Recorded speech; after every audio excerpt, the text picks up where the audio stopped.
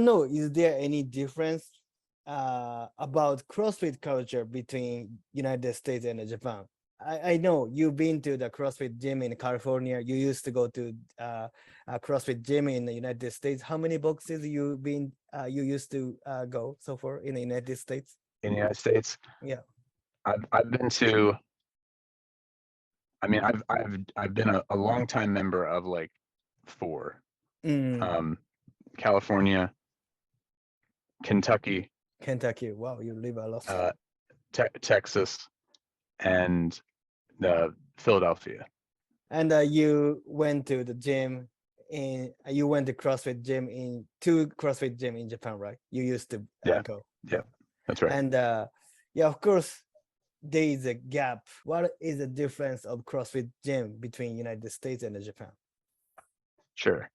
I would say the time, like the way of going from just starting to being like to participating in the open is a different kind of like transition, and I think it's very good in Japan. I think that it has to be, because let's say the average person that joins the gym, like the open workouts are really, really hard, and they're kind of dangerous if you aren't prepared. And I think just the culture of accountability in Japan to making sure no one is hurt and considering that you should be careful. I'd say the culture of caution, of risk reduction in Japan. I think it creates a better CrossFit experience because it is risky, to do open workouts, right? If you're not prepared. And I think the culture in the US is much more like that military culture. Like just deal with the pain, like sweating and being sore and hurting is like a part of getting better and being really? and like going against weakness. I would say like there's this like idea of like fighting weakness in I'd say fitness culture in a US most US gyms, and I think it's a part of the CrossFit culture because the military is a big, I'd say like either current or former military members are big in the CrossFit community, and they bring a lot of great things to the CrossFit community. I have some of my best like coaches have been former military, but that culture is much more about dealing with pain and ignoring it. Wow. And I'll say that in Japan, I think it's more the risk of injury is much more seriously considered. And so I think the program is better because it's focused on being aware of the pain and being careful not to hurt yourself. I'll say one more thing. Okay, please. I think the biggest difference that the CrossFit like sport I think gives to the world is this idea of functional movements compared to fitness focused on appearance. So I think that's the thing that changed for me. That fitness to me was this idea about being fit because you want to look good and you want to be healthy, Mm. like take care of your body, like that prevention culture that you talked about.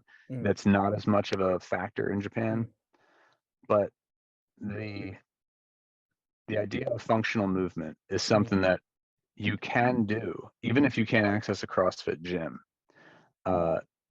If you follow the CrossFit community, and you find a coach or a community that will actually talk about the idea of functional movement, that I think is one of the most important things to just, I think, feeling good and being like prepared to do many different things. Like if you get invited to a soccer game and you haven't played soccer in a long time, you'll be pretty well prepared for that event. Even if you just join, even if you're at Anytime Fitness and you have found a program that's structured around functional movement so that you can effectively pick this weight up off the ground, Right. you can run this fast, and you can stop running and you can do some push-ups, and that strength and conditioning is the thing that I think CrossFit offers the world. And I agree, it's harder to join that in Japan, like especially if you live in a rural area. Yeah. And if a gym is not like accessible on your train, because most people in the US drive, and so that gym needs to be at this part of your commute, or you can't go. And that was a factor for me when I lived in Japan. I was doing CrossFit workouts at an Anytime Fitness. Yeah, same with me. Yeah. Because I wanted to keep my conditioning, at a certain level. And so I think that's important to say, that it's possible to follow to get the benefits of CrossFit.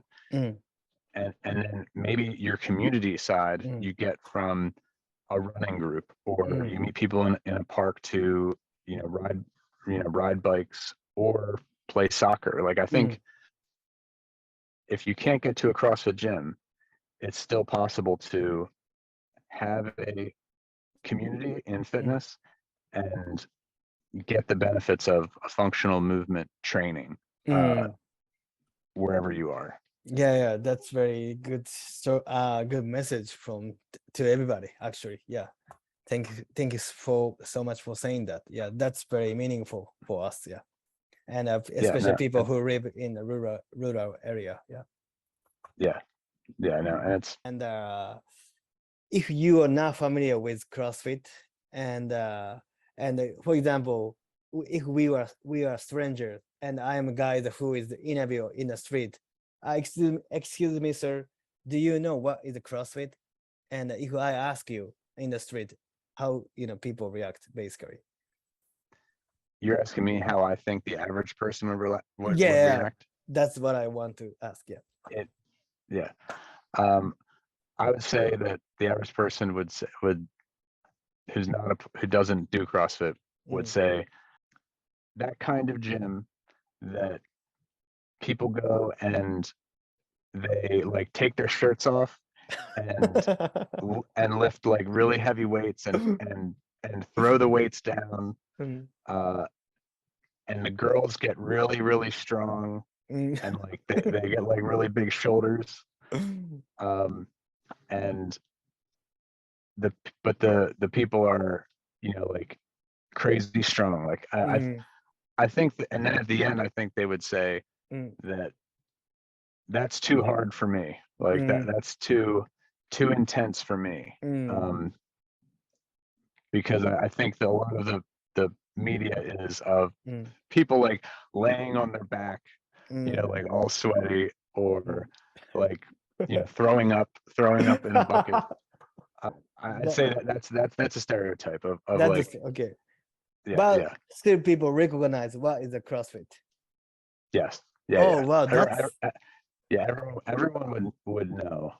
Like I would say most adults would know.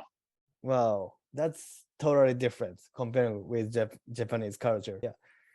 Yeah. Anyway, that's very interesting. Yeah, we could learn from you, and this is super amazing opportunity. Next time, it's of course now I'm planning to do this interview with you and the guy who is living in Connecticut. Yeah.